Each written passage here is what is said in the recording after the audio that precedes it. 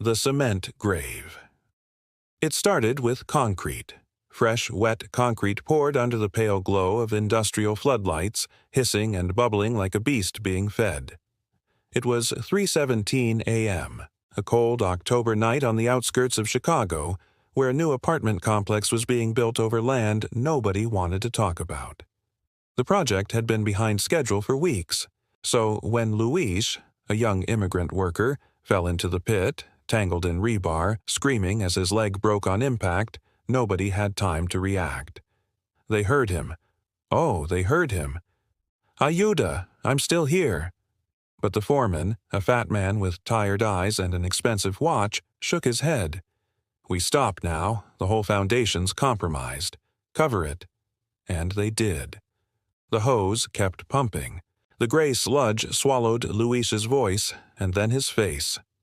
By the time the sun rose, there was no sign of him. Only a smooth, perfect floor. A worker puked in the corner. Another quit on the spot. They never reported it. They buried him twice. Once in concrete, once in silence. 2 weeks later, the site was cursed. First came the machines, refusing to start, then revving at night on their own, their engines howling in the dark. Then tools vanished.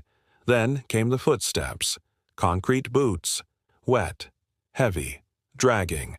A night guard quit after seeing what he described as a man dripping cement from his face, standing still in the elevator shaft. He didn't even wait for his paycheck. But the site couldn't shut down. Too much money, too much pride. So the foreman brought in a cleaner, an old man named Jerome, who claimed he was part Cherokee, part Pentecostal, and fully crazy. But Jerome knew how to handle troubled ground. He walked the site with a pouch of ash and crushed sage, muttering to himself. He paused above the exact spot where Luis had fallen and placed his ear to the floor.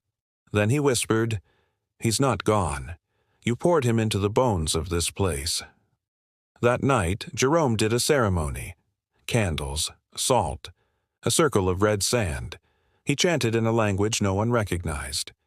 Around midnight, the ground began to crack. A deep, low groan echoed from beneath.